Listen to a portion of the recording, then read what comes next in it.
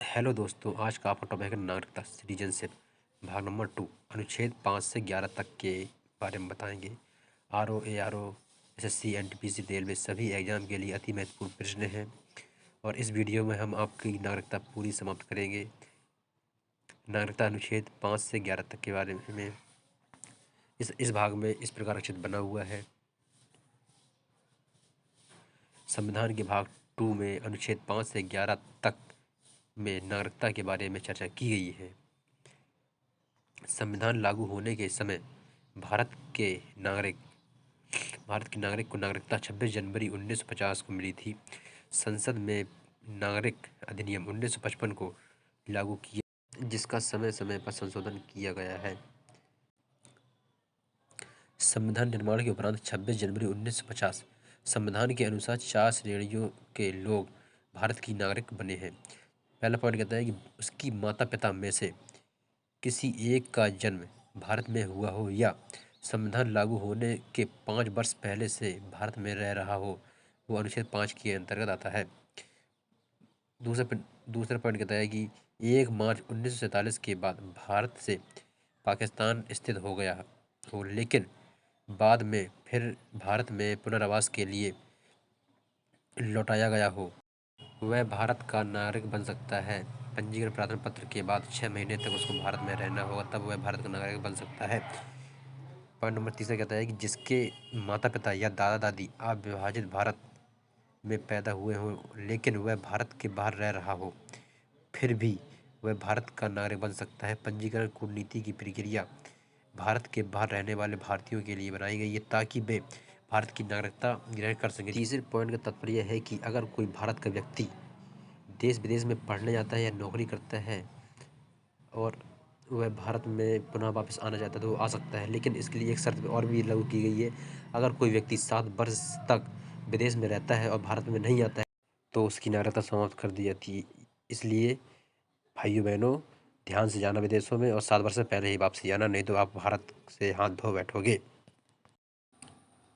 नागरिकता अधिनियम 1955 अर्जन एवं समाप्ति के बारे में बताता है, मतलब कि किसको नागरिकता प्राप्त की जाएगी और किसकी नागरिकता समाप्त की जाएगी, इस बारे में बताता है अधिनियम 1955। नागरिकता अधिनियम 1955 में भी राष्ट्रमंडल में नागरिकता प्रदान की गई है, लेकिन इस प्रावधान को नागरिकता अधिनियम 2003 के तहत निरस्त कर दिया गया है था।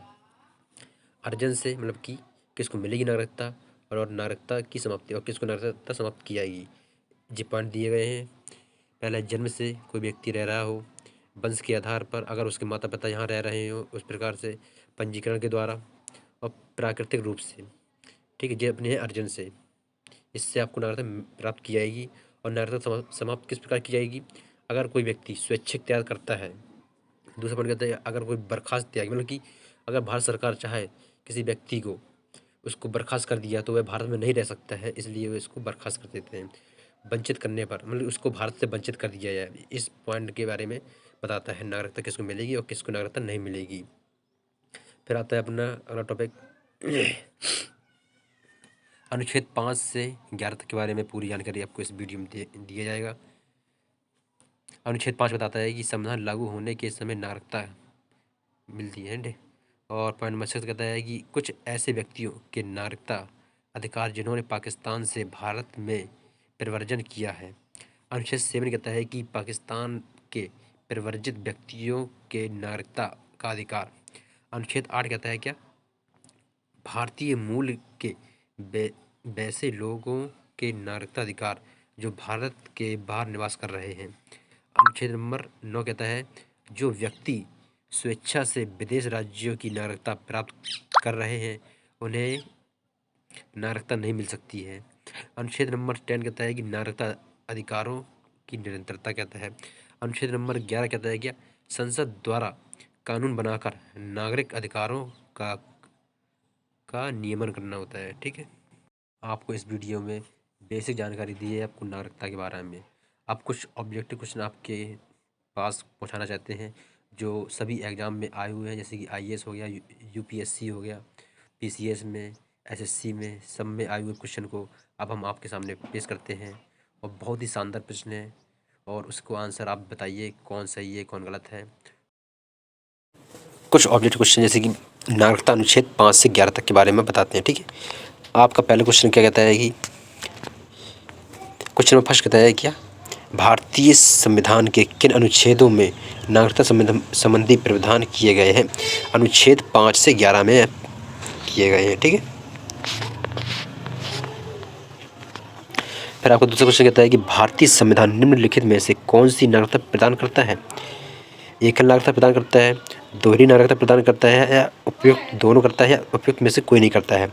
आपकी जो भारत की जो संविधान है ना, वो दोहरी नागरिकता प्रदान करता है। ठीक है, किस अनुच्छेद के तहत संविधान संसद को नागरिकता के संबंध में एक कानून बनाने का अधिकार देता है, प्रदान किया गया है? ठीक है, कहता है कि अनुच्छेद नंबर 11 के तहत दिया गया है।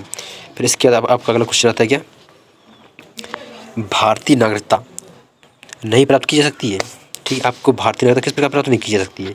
जन्म के द्वारा, या देशीकरण के द्वारा, या किसी भूभाग के सम्मिलित के द्वारा, या भारतीय बैंक में धन जमा करके? ठीक है, तो अगर तुम जन्म से भारत में रह रहे हो तो आपको नागरिकता प्राप्त की जाएगी।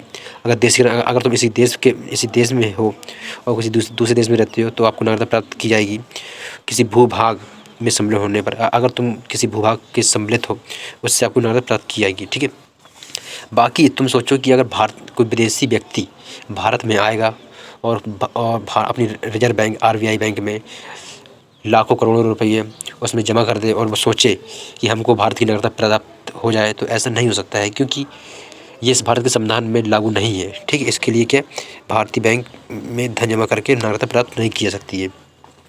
देशीकरण द्वारा नागरिकता प्राप्ति का एक तरीका है।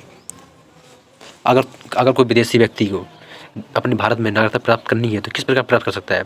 अगर कोई भारत का व्यक्ति किसी दूसरे देश या विदेश से किसी गोरी मैडम या ऑस्ट्रेलिया का कोई व्यक्ति से विवाह कर लेता है तो उसको भारत की नागरिकता प्राप्त की जा सकती है। ठीक है, इसके लिए आपका कौन सा उत्तर सही है? विदेशी पुरुष से विवाह कर देते हैं तो उसकी नागरिकता प्राप्त की जाएगी। ठीक है, पाकिस्तान से आकर भारत में नागरिकता प्राप्त करने के उपबंध में प्रावधान का वर्णन निम्नलिखित में से किस अनुच्छेद में वर्णित है?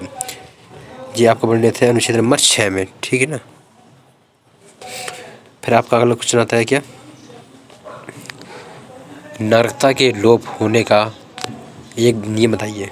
अगर तुम भारत के व्यक्ति हो तो आपकी नागरिकता छीन ली जाती, किस प्रकार आपकी नागरिकता को छीना जा सकता है?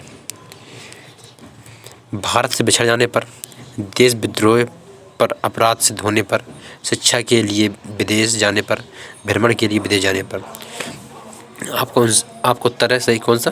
ख नंबर, क्योंकि अगर तुम भारत के व्यक्ति हो किसी दूसरे देश की अपने भारत देश की बात किसी दूसरे देश में पहुंचा रहे हो और उसकी कुछ सहायता कर रहे हो तो उससे अगर किसी केंद्रीय सरकार या राज्य सरकार को पता चलता है कि तुम इस प्रकार का काम कर रहे हो तो आपकी नागरिकता को समाप्त किया जा सकता है। ठीक है, भारत की नागरिकता निम्नलिखित में से किस प्रकार प्राप्त की जा सकती है?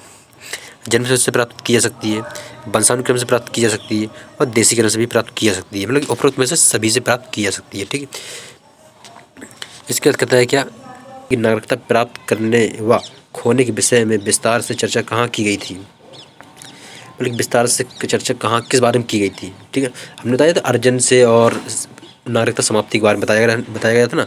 उसी के देखो अनुच्छेद नंबर किससे 1955 में के नागरिकता कानून में। ठीक है ना, वही क्वेश्चन है अपना। इसके बाद आता है अपना कौन कितने वर्ष तक लगातार बाहर रहने पर कितने वर्ष तक बाहर रहने पर नागरिकता समाप्त हो जाती है? हमने तुमसे कहा था अगर तुम 7 वर्ष तक भारत से बाहर रह रहे और भारत में नहीं आ रहे हो तो आपकी नागरिकता समाप्त की जा सकती है। कब की जा सकती है? 7 वर्ष में बाहर रहने पर आपकी नागरिकता समाप्त की जाती है। इसके बाद क्वेश्चन कहता है कि निम्नलिखित में से किस स्थिति में किसी भारतीय व्यक्ति की भारतीय नागरिकता समाप्त हो जाती है? ठीक है ना, जैसे कि निम्नलिखित में से किस स्थिति में भारतीय व्यक्ति की नागरिकता समाप्त की जाती है?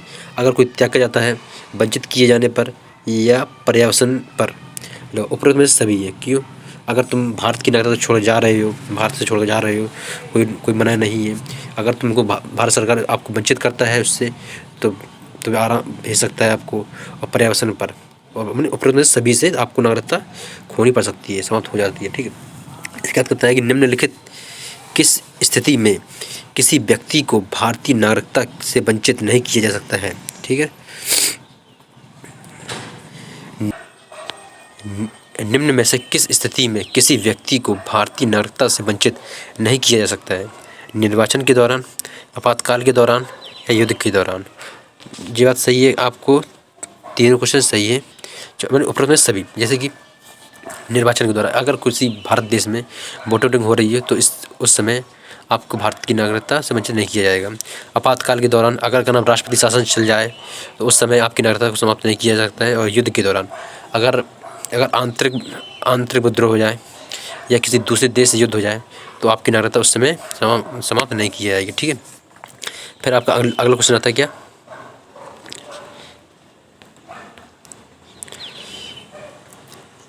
ऐसे सभी व्यक्ति जो या उसके पश्चात भारत में जन्म ग्रहण किया हो उन्हें जन्मजात भारतीय नागरिक समझा जाएगा। मतलब कि जैसे भारत को नागरिकता कब मिली थी, जो भारत में जो व्यक्ति रहते हैं ना उनको नागरिकता कब प्राप्त हुई थी। 15 अगस्त 1947 को हुई थी, या 1 जनवरी 1950 को हुई थी, या 26 जनवरी 1950 को हुई थी, या 15 अगस्त 1950 को हुई थी। आपको नागरिकता प्राप्त हुई थी कब, 26 जनवरी 1950 को प्राप्त हुई थी। ठीक है, फिर आपका अगला क्वेश्चन है, भारतीय संविधान के अंतर्गत भारत के नागरिकों को वे कौन से अधिकार प्राप्त हैं जो गैर नागरिकों को प्राप्त नहीं है। मतलब भारत को कौन से अधिकार प्राप्त हैं और जो विदेश के जो व्यक्ति आते हैं उनको कौन से नागरिकता प्राप्त नहीं है, इस बारे में बताता है क्या। तो उपरोक्त में से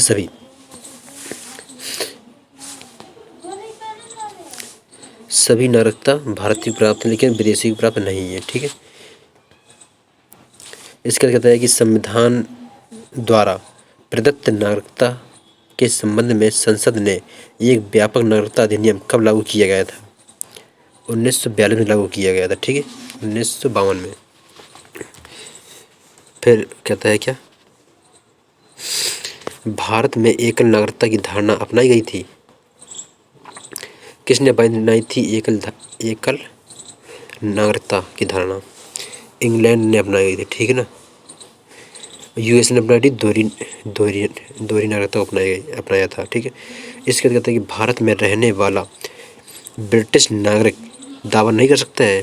किसका दावा नहीं कर सकता है, व्यापार व व्यवसाय की स्वतंत्रता का अधिकार नहीं है। फिर आपका अगला क्वेश्चन आता है क्या, किस देश में दोहरी नागरिकता का सिद्धांत स्वीकार किया गया है। ऐसा कौन सा देश है जिसमें दोहरी नागरिकता का अधिकार स्वीकार किया गया है। संयुक्त राष्ट्र अमेरिका में दोहरी नागरिकता को स्वीकार किया गया है। ठीक है ना, फिर इसके बाद कहता है क्या, नागरिकता प्राप्त करने के लिए शर्तें निर्धारित करने वाला सक्षम निकाय कौन सा है, संसद। ठीक है, अगर आपको ये वीडियो पसंद आया हो तो लाइक करें, कमेंट करें और सब्सक्राइब करें।